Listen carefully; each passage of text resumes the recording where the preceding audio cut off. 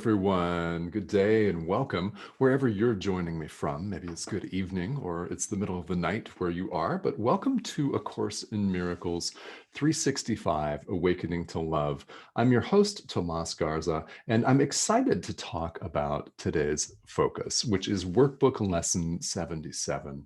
And we're going to jump right into it. So I do want to let all of you know, a number of you have reached out to me to ask where you can find more information about this live stream. So number one, thank you for the questions. I appreciate everyone's interest in this, and I'm glad that this is something that is striking a chord with you. That's the purpose. That's why I'm doing it, so that it may inspire you to practice in your own way, whatever that looks like, whether it is this particular course or not. I also want to thank everyone for all of the shares. So if you know of somebody that would really enjoy this live stream, that would really enjoy this primer on universal spirituality, because it applies to every tradition that exists in the world. This is something that can be used to augment everyone's walk, everyone's practice in some way.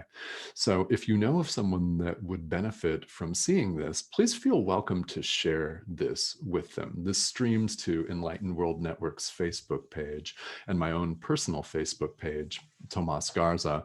Also, if you'd like to catch some back editions, this has been going on daily since January. So I would send you to the YouTube channel for Enlightened World Network. That's where I would go.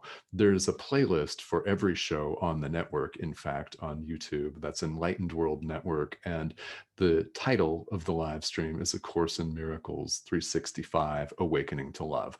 There you will find all of the back episodes. And I am spending one day a week, which I'm designating right now as Monday, for talking about general spiritual principles or general topics of interest that we run into. You know, if you want to use the word confront, use the word confront. All kinds of things that we encounter in the world, and give my own perspective on that from years of experience in both Eastern and Western, and shamanistic traditions, lots of spiritual traditions, and lots of meditation experience, and 8 years of experience here as a student and as a facilitator of group discussions and leader of discussions and workshops here about A Course in Miracles. Okay, so let's do this. Lesson 77, I love it. The show description's super simple. So is the idea. I'm entitled to miracles. That's it. I'm entitled to miracles. Say that again. Say it out loud. Say it internally, silently to yourself. Yes. We spend a lot of time in the world, in our lives, feeling completely unworthy, don't we? There is a sense of lack that pervades just about every interaction that we have with people, just about every interaction that we have with ourselves. How often have you in your life told yourself, I'm not good enough? I'm not old enough. I'm not smart enough. I'm not athletic enough. I'm not young enough. I've lost too much hair. I've got too much gray hair. I've got not enough gray hair. I don't have enough experience. I'm not this. I'm not that. Our lives are full of this self-talk. So this idea that we are entitled to miracles as who we are, therefore we're entitled to miracles, can be revolutionary. And if it is, fantastic. This workbook, these ideas in this remarkable spiritual text are designed to sometimes upend everything that we currently believe. We have wandered around from time immemorial with a really, really negative ultimately a negative self-concept. And what happens? Well, our economic system takes advantage of that, right? Advertising takes advantage of that. Billboards take advantage of it. Television ads take advantage of it. Internet ads take advantage of it, right? What we're doing is, well, we're feeling like we're not enough. So we are therefore susceptible to all kinds of stimuli, outside stimuli, and people wanting us to buy this product because we need it and we're convinced that we need it. And some of these folks do a really excellent professional job, don't they, of convincing us that we need this next seminar, we need this next training, we need this skin cream, right? We need this brand new Mercedes because they're having interest-free financing for a little while. So yeah, we need that. And you need this, you need that. Need.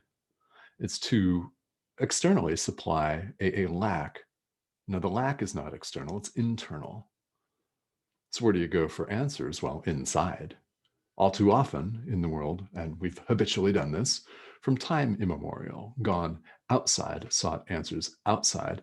That sense of lack does not lend itself to today's idea, which upends it completely. We are, in fact, entitled to miracles. I want to take a minute here and I'll read the first few sentences of the commentary for today's idea. So if you've got this in front of you, you can follow along, or if you're looking at this on the replay, read this first paragraph. If you do nothing else, yeah, read this first paragraph. I want to go through it line by line because it's powerful. It's powerful, guys. You are entitled to miracles because of what you are. You will receive miracles because of what God is.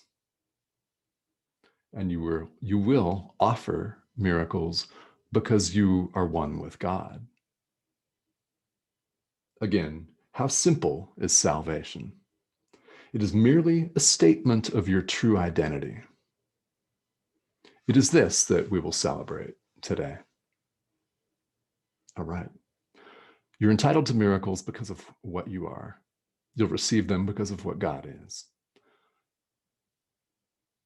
Where we're all headed is a constant oneness, communication, which has never left us. We're simply reawakening to this fact. Now, what in fact is a miracle? Let's talk about that. Let's talk about that today, because it's very important. It's specifically defined in A Course in Miracles. And the word miracle being in the title of the text and the self-study curriculum itself is very interesting because it intrigues people, doesn't it? I mean, maybe you were intrigued by, A Course in Miracles. Okay, what's this? I've heard about this. Or maybe if you haven't heard about it, it sounds kind of cool. Well, it is cool. Let me just say that. It is cool. What's a miracle? What is that? Well, the Course defines it as any shift, and I do mean any shift, whether it appears to be great or small. There's no difference. Any shift from fear to love, any shift in our own thinking, in our own behavior, in our own perception from fear to love is, in fact, a miracle. So our choosing to act lovingly is a miracle.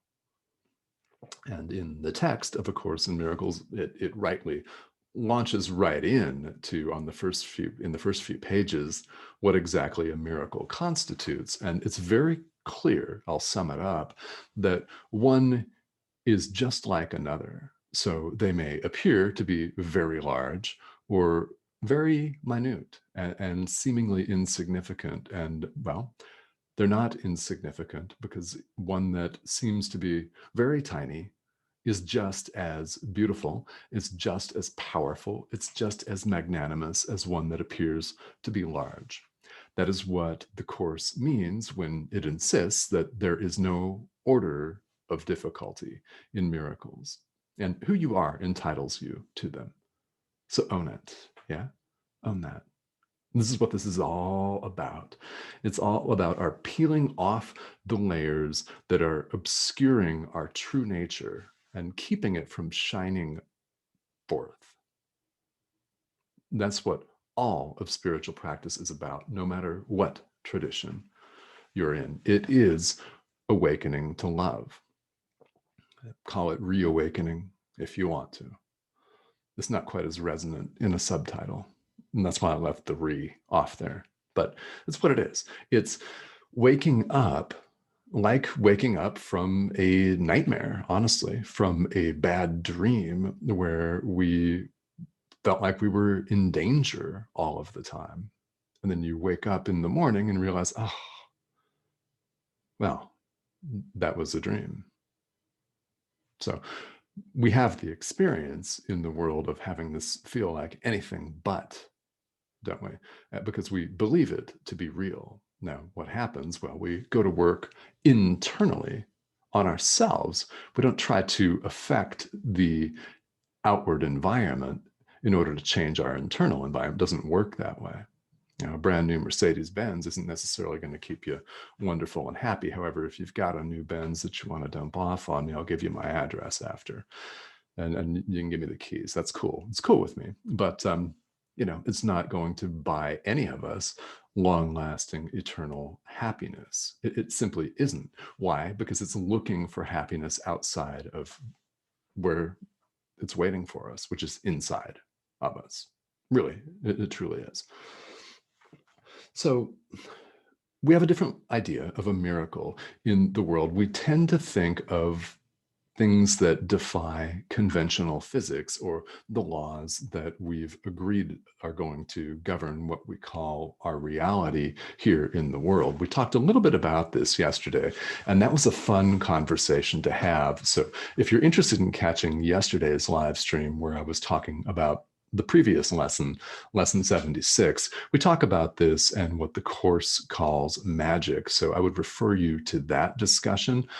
What we think of as a miracle here in the world is something like making something disappear or levitating or making cars fly like Luke Skywalker in Star Wars with our hands. That's kind of what we think of as a miracle. And well, if someone were able to do that, that would certainly be one, right? Maybe, maybe not. What was their motive for doing that? Was it love? Well, then, yes. Which means we're equally capable of effecting tremendous transformation in our own lives and in the lives of everyone else by choosing love. That is the miracle, is choosing love. And it is not ingrained in us to do it all the time because we've been so habituated to doing what the ego wants us to do. We're conditioned. We're running around conditioned to do this, to do that, based on what society tells us, based on what certain unwritten rules dictate, based on what our parents have told us and what we learned in school, and all of it through no fault of our own. This is the situation that we find ourselves in the world. We also find ourselves blessed beyond measure with the tools, with the spiritual practices and the tools to find the way out.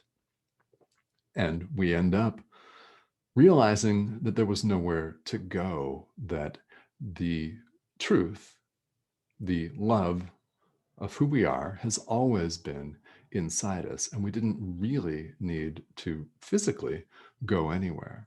It was a matter of looking for happiness and asking to find happiness where it really is and where it awaits us, which is inside. We are entitled to miracles because of who we are. And again, that is the most summary definition of a miracle in A Course in Miracles, is a shift from fear-based thoughts to loving thoughts. It's a tremendous miracle that has far-reaching and lasting effects. One of the things that I've invited people to do, especially in the last week here on this live stream, is to think about your own spiritual practice, whatever that has looked like for you in your life. And think about where you were in your life when you started that practice. Maybe it was last week, maybe it was 30 years ago. I don't know.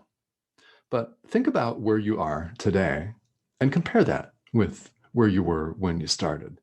And understand full well that if you are a more joyful person, a more lighthearted person, more forgiving, if you are kinder, and if you're just lighter in general, spiritually, emotionally, psychologically, and lighter in general, doesn't matter if you've put on weight in the physical body or not. That's not the kind of lighter I mean. Are you more loving? And if you can answer yes to that you're more loving today than when you started out, then your spiritual practice is paying dividends. Doesn't matter if you can lift spaceships and cars and move buildings like Luke Skywalker. That's really not the point. The point is that all miracles are accessible to us as our birthright, and we're entitled to them because of who we are. We're entitled to them because of who we really, truly are.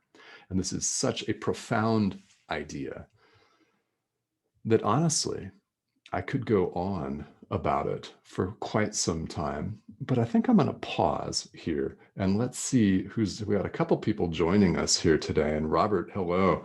Yes, good evening. Thank you for joining me. And you're absolutely correct here. We are miracles. Yeah. And we are entitled to miracles because of who we are. Yeah. Mm-hmm. And who we are is, of course, right, not who we think that we are.